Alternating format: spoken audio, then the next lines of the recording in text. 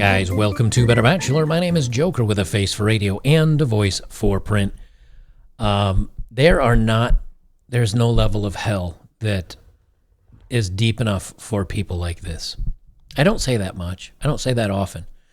But a woman's kind of going viral for perhaps doing what I would consider to be the worst thing you could ever do to a human being, which is not only using them on clout, not only divorcing them, but then rubbing your current man in his face, and he can do nothing because he's completely disabled. Now, this is from a guy named Doug, posted on the internet. He said, "Women are beyond evil." And he's got this video. Now, I have to pause it because she put some cringe music over top of it of "This is my fight song," and I don't know the tune, but the thing is, she's doing this for clout on TikTok, and I have proof of that. But imagine you're a married couple, and as a man, you get a cognitive disease or something that puts you in decline, and before you know it, you're unable to feed yourself, unable to move, unable to speak, really. Kind of reminds me of, is it Johnny Got His Gun? Is that where the guy had his arms and his legs blown off, and he couldn't speak or really hear, and he was blind, and the only thing he could do is bang his head to Morse code? I think that's Johnny Got His Gun. That's what this reminds me of. This guy can't communicate. He can't do anything. So what does this lady do? She takes her current boyfriend with her to take care of her ex. Like, this has so many layers of effed up to it. So cognitive decline, she decides to leave him and divorces him. She divorces her husband. Now he's her ex-husband. Then she starts dating this guy in the green shirt. And she takes new green shirt guy to go help take care of the ex-husband that is, incapable of doing anything. And he has to be fed by this new guy and taken care of by this new guy. And he has to be reminded monthly that this new guy is in her life. And she's only doing it for clout on TikTok. Because they're not taking... See, I'll play the video. You'll see what you'll see what I mean. And love Brandon. So she, for those of you just listening, it says, "I once thought I would never meet somebody who could love me and love Brandon." Brandon being her ex-husband. Let me turn up the volume on this a little bit. I mean, who's going to want to take on somebody who still loves their former husband? Okay, so she says she loves her former husband, but yet it's the former husband because she didn't decide to stay with him and help take care of him.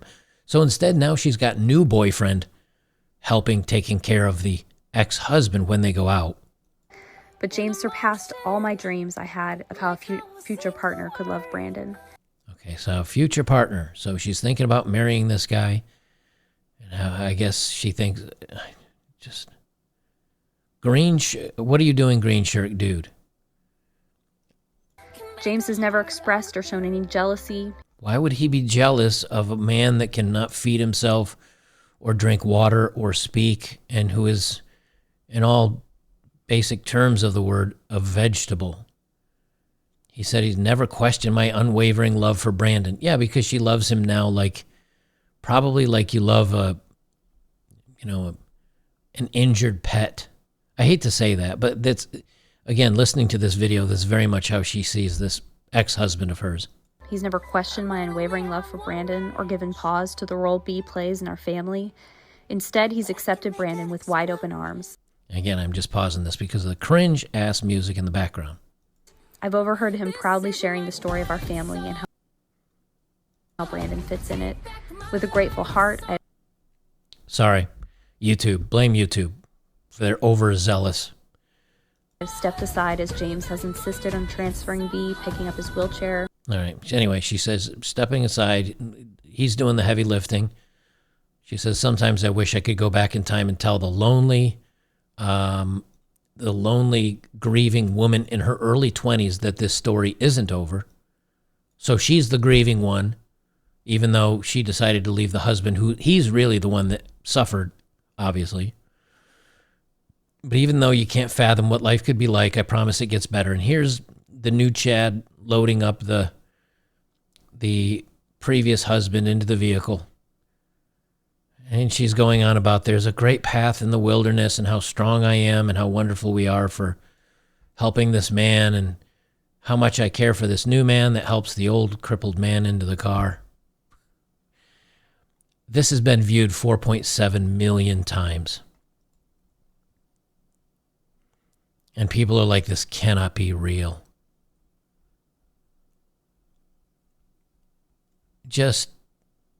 And Manifest Destiny puts it very well here. As he screams with no sound, he finally succumbs to the depths of despair, only to relive the nightmare all over again, every day, forever. Now, somebody down here said, hey, just so you know, she's not taking care of him. Because in the video, it makes it sound like she's taking care of this guy 24/7, her and the new partner, and they're wonderful people.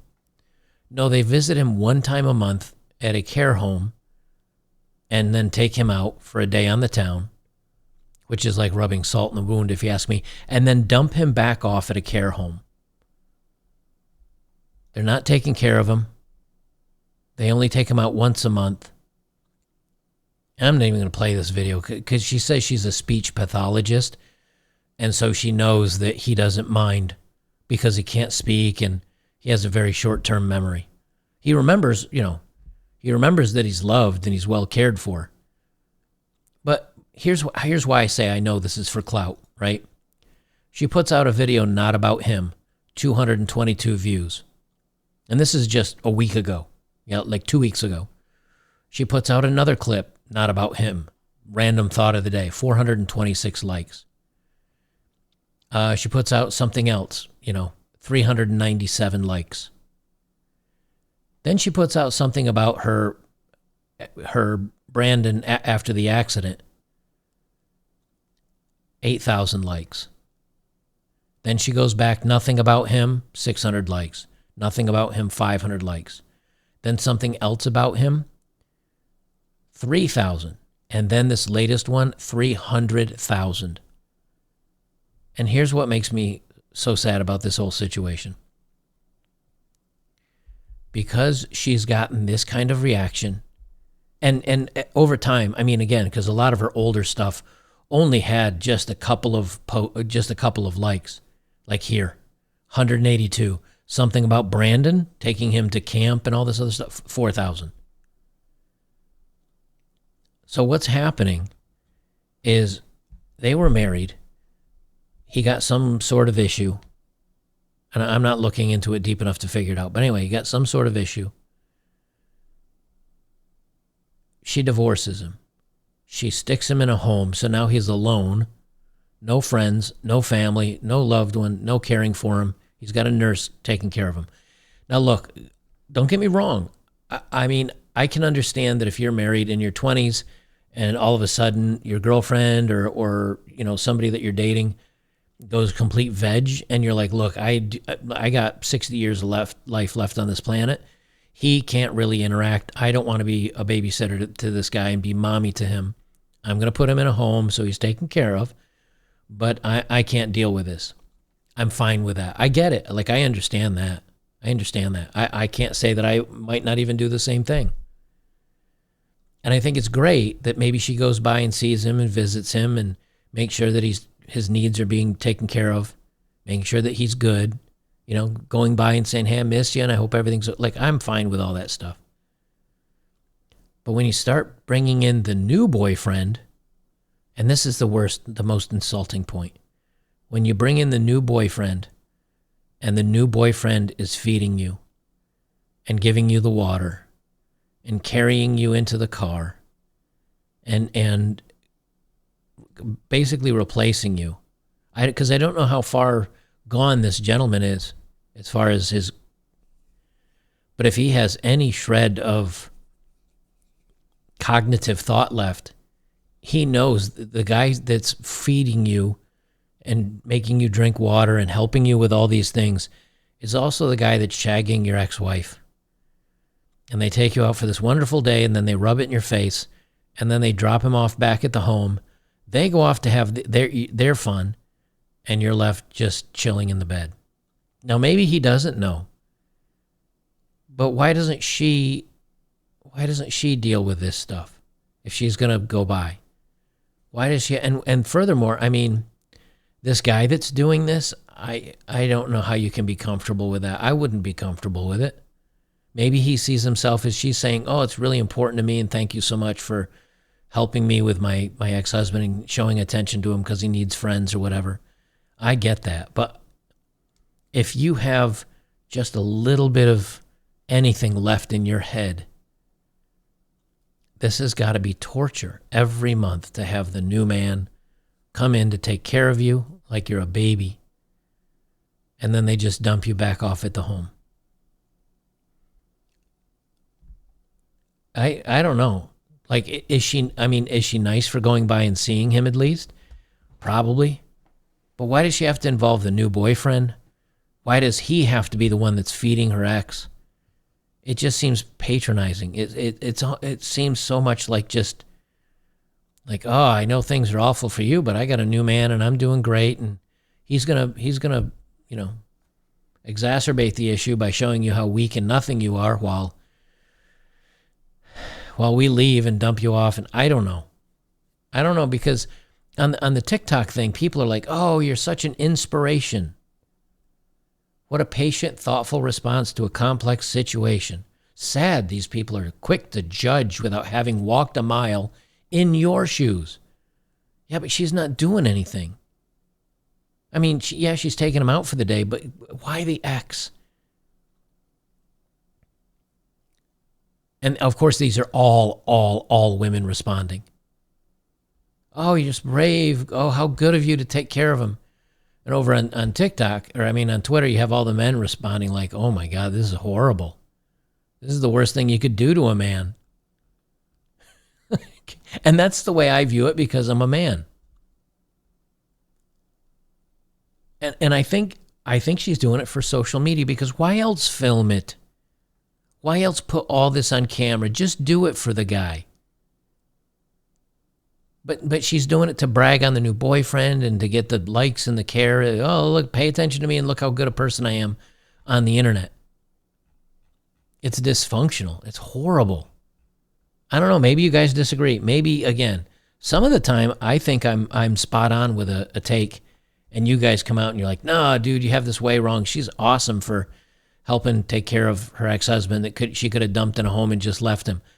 I got to be honest with you. 29 out of the 30 days in a month, or 30 out of 31, you're alone.